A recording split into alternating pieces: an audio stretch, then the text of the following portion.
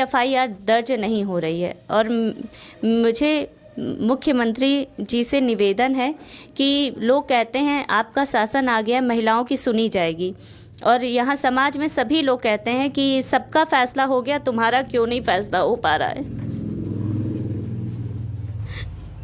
हमने कहा कि होगा फैसला, फैसला तो कोर्ट करती, कोर्ट में टाइम लगता है।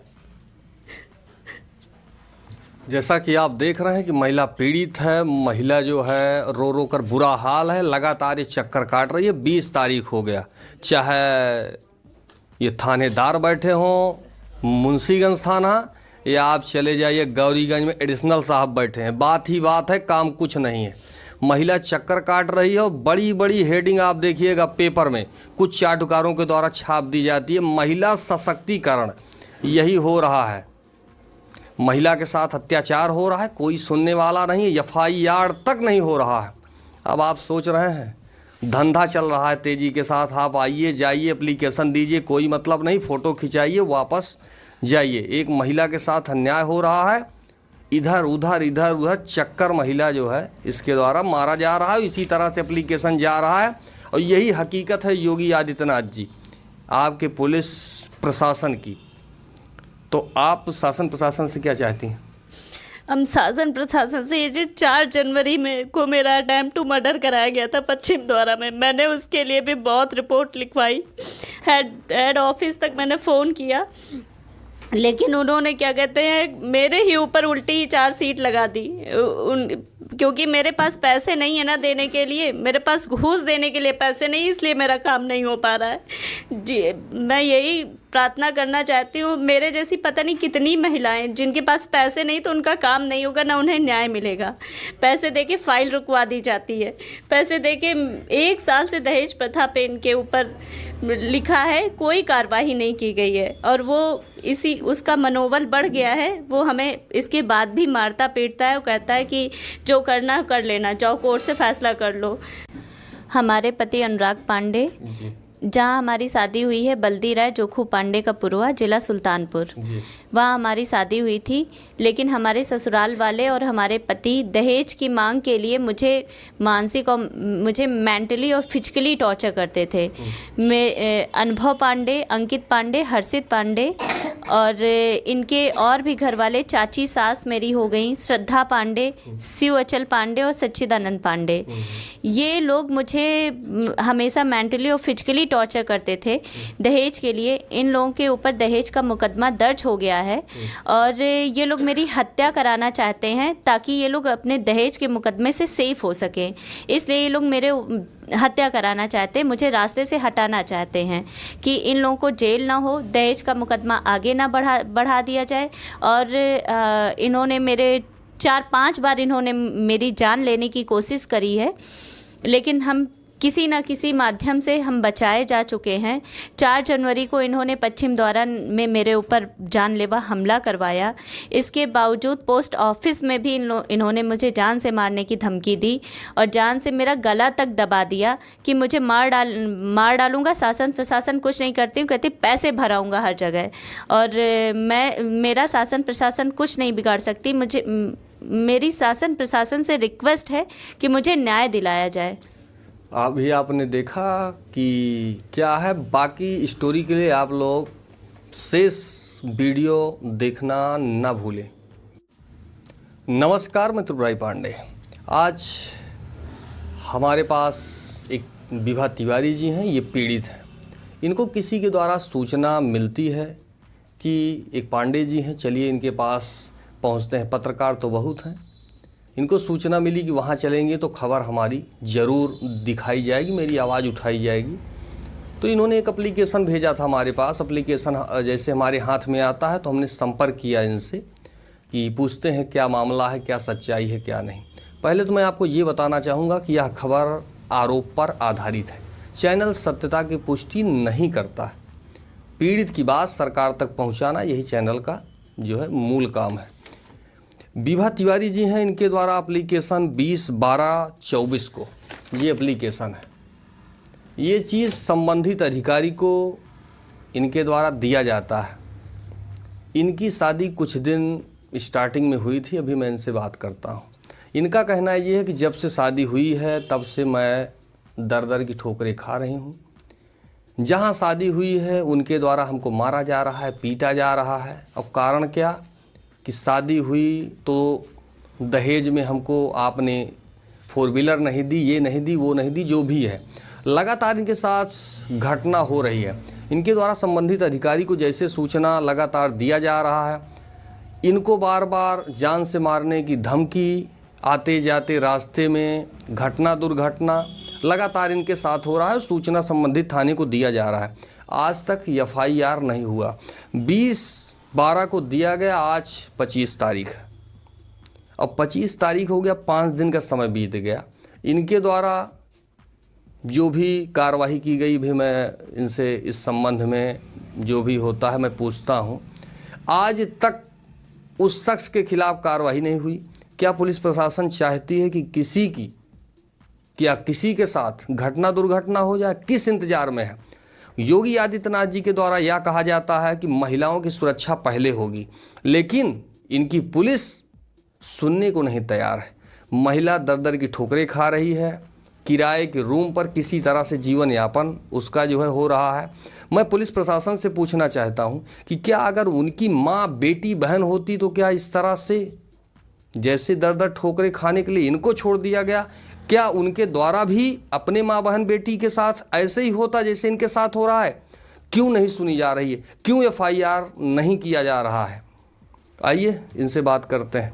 अपना शुभ नाम बताइए, जो भी समस्या है उसके बारे में बताइए। जी, मेरा शुभ नाम विभा तिवारी है। जी, सामने देखिए जी। और मेरे पति का नाम है अनुराग पांडे जी।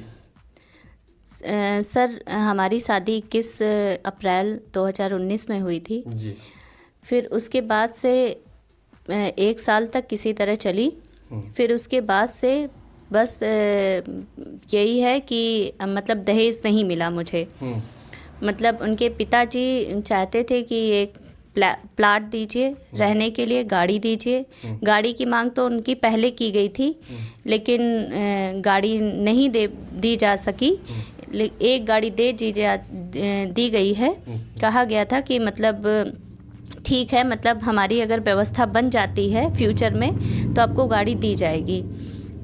इन्होंने मार पीट चरम लेवल पर किया कि हमको इतना टॉर्चर मेंटली किया।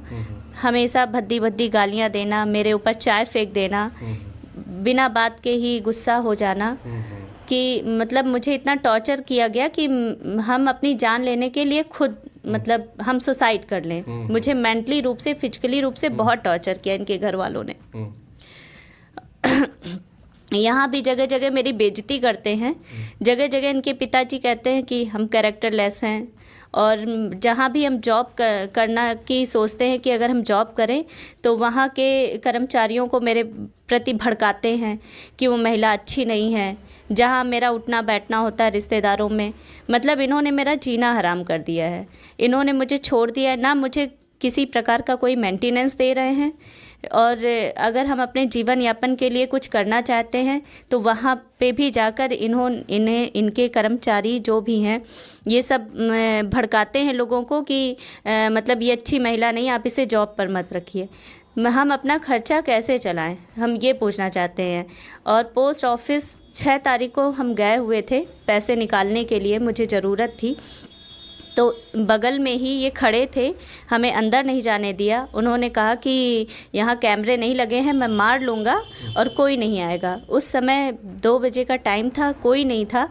इन्होंने मुझे भद्दी गालियाँ शुरू करने लगे, मारने लगे। 10-25 झापड़ तो इन्होंने मुझे ऐसे ही मारे। मेरे बाल खुले हुए थे इसलिए मेरे बाल आपस में लपट गए, मुझे चेहरा नहीं दिखा। मुझे ज़मीन में लिटा के मेरी गर्दन दबा दी और अपना पैर मेरे पेट पे रख लिया। जब लोगों की धीरे धीरे भीड़ जमा होने लगी तो ये उठ गए, वहाँ से उठ गए और कहते हैं जाओ, जो करना है जाओ, FIR कर लो, जो करना है कर लो, मेरा कुछ नहीं बिगड़ेगा, जाओ जहाँ जाना हो चली जाओ, शासन प्रशासन कहीं भी चली जाओ, मेरा कुछ नहीं। ये जगह जगह थाने में पैसा भर देते हैं और 20 तारीख को मैं एसपी ऑफिस में गई थी, वहाँ से मैंने ऑर्डर कराया एफआईआर के लिए। फिर ये मुंशीगंज में एप्लीकेशन आई तो आज उन्होंने कहा कि बेटा आप जाइए और क्या कहते हैं दूसरे दिन आप अपनी एफआईआर की कॉपी ले लीजिएगा। आज 25 तारीख हो गई है, यानी मुझे 21 तारीख को कॉपी रिसीव करनी थी। 5 दिन का टाइम दिया गया। जब आज मैं शाम को गई तो पहले उन्होंने मुझे नचाया कि आप दीवान जी से मिलिए। ऑफिस गई तो उन्होंने कहा कि आप उनसे मिलिए। हमने कहा हम उनसे बात करके आ रहे हैं, आप मिल लीजिए। तो उन्होंने 10-15 मिनट बाद मेरे पास सूचना पहुंचाई कि मैम आपकी कॉपी जो है वो वहीं पहुंच गई है। हमने पूछा कहाँ? कहे कि जहाँ से आपने ऑर्डर करवाई थी मैंने वहीं पे भेज दिया है। तो हमने कहा कब भेजी है? तो हमने कहा कल। तो उन लोगों में आपस में कन्फ्यूजन था। उन्होंने किसी ने कहा कल भेजी, हमने कहा हम वहीं से आ रहे हैं। तो उन्होंने कहा नहीं आज अभी भेजी गई, 2 बजे भेजी गई है। यानी कि ना मुझे सूचना दिया गया, ना मुझे पास फ़ोन किया गया, ना मुझे थाना बुलाया गया। सीधे उन्होंने उनके प्रति उनसे पैसे लेकर पता नहीं क्या रिपोर्ट, मुझे ये भी नहीं बताया कि रिपोर्ट में क्या है, वो एप्लीकेशन वापस वहीं पर भेज दी गई है। मैं इसी तरह से कहीं गौरीगंज, कहीं मुंशीगंज थाना बस दौड़ लगा रही हूँ और मेरे पास जीवन यापन करने के लिए ना ज़्यादा पैसे हैं ना कुछ हैं। मेरी एफआईआर दर्ज नहीं हो रही है और मुझे मुख्यमंत्री जी से निवेदन है कि लोग कहते हैं आपका शासन आ गया, महिलाओं की सुनी जाएगी, और यहाँ समाज में सभी लोग कहते हैं कि सबका फैसला हो गया, तुम्हारा क्यों नहीं फैसला हो पा रहा है। हमने कहा कि होगा फैसला, फैसला तो कोर्ट करती, कोर्ट में टाइम लगता है। जैसा कि आप देख रहे हैं कि महिला पीड़ित है, महिला जो है रो रो कर बुरा हाल है, लगातार ये चक्कर काट रही है। 20 तारीख हो गया, चाहे ये थानेदार बैठे हों मुंशीगंज थाना या आप चले जाइए गौरीगंज में एडिशनल साहब बैठे हैं, बात ही बात है, काम कुछ नहीं है। महिला चक्कर काट रही है और बड़ी बड़ी हेडिंग आप देखिएगा पेपर में कुछ चाटुकारों के द्वारा छाप दी जाती है। महिला सशक्तिकरण यही हो रहा है, महिला के साथ अत्याचार हो रहा है, कोई सुनने वाला नहीं है, एफआईआर तक नहीं हो रहा है। अब आप सोच रहे हैं धंधा चल रहा है तेज़ी के साथ, आप आइए जाइए एप्लीकेशन दीजिए, कोई मतलब नहीं, फ़ोटो खिंचाइए वापस जाइए। एक महिला के साथ अन्याय हो रहा है, इधर उधर चक्कर महिला जो है इसके द्वारा मारा जा रहा है, इसी तरह से एप्लीकेशन जा रहा है। और यही हकीकत है योगी आदित्यनाथ जी आपके पुलिस प्रशासन की। तो आप शासन प्रशासन से क्या चाहती हैं? हम शासन प्रशासन से, ये जो 4 जनवरी में को मेरा अटेम्प्ट टू मर्डर कराया गया था पश्चिम द्वारा में, मैंने उसके लिए भी बहुत रिपोर्ट लिखवाई, हेड ऑफिस तक मैंने फ़ोन किया, लेकिन उन्होंने क्या कहते हैं मेरे ही ऊपर उल्टी ही 4 सीट लगा दी। क्योंकि मेरे पास पैसे नहीं है ना देने के लिए, मेरे पास घूस देने के लिए पैसे नहीं, इसलिए मेरा काम नहीं हो पा रहा है जी। मैं यही प्रार्थना करना चाहती हूँ, मेरे जैसी पता नहीं कितनी महिलाएं जिनके पास पैसे नहीं तो उनका काम नहीं होगा, ना उन्हें न्याय मिलेगा। पैसे देके फाइल रुकवा दी जाती है, पैसे देके 1 साल से दहेज प्रथा पे इनके ऊपर लिखा है, कोई कार्रवाई नहीं की गई है, और वो इसी उसका मनोबल बढ़ गया है। वो हमें इसके बाद भी मारता पीटता है, वो कहता है कि जो करना कर लेना, जाओ कोर्ट से फैसला कर लो। ना मुझे कोर्ट से कुछ न्याय मिल रहा है, ना मुझे थाने पुलिस से कोई सहायता मिल रही है। केवल कहने के लिए ही है कि सरकार महिलाओं के लिए, हित के लिए बहुत ही तेज़ सरकार है, बहुत जल्दी एक्शन होता है, लेकिन मेरे केस में ऐसा कुछ भी नहीं हो रहा है। अब देखना होगा कि योगी जी महिला की बात को सुनते हैं, इनकी आवाज़ को सुनते हैं, कार्रवाई होगी या मात्र लीपापोती ही होगी, थानेदार के ऊपर कार्रवाई होगी। और ये जो एडिशनल साहब हैं इनसे कौन पूछेगा कि चाहे आप थाने के पास चले जाइए और चाहे एडिशनल के पास चले जाइए। जब किसी को सुनना नहीं तो फिर ऐसे जाने ना जाने, करने ना करने का कोई मतलब नहीं है। हमको तो ऐसा समझ में आता है कि ये लोग इंतज़ार में बैठे हैं कि महिला की हत्या हो जाए। जब तक हत्या नहीं होगी तब तक पुलिस का कोई इंटरफेयर नहीं होगा, कोई कार्रवाई नहीं होगी। आप चक्कर पे चक्कर मारते रहिए। अब देखना होगा कि महिला के आंख से निकला हुआ जो आंसू है क्या वहां तक पहुंच पाता है, क्या योगी जी से इस महिला के लिए कुछ हो सकता है, या खाली बात ही बात है। फिलहाल मैं त्रिपुरारी पांडे, NDTV लाइव, अमेठी से।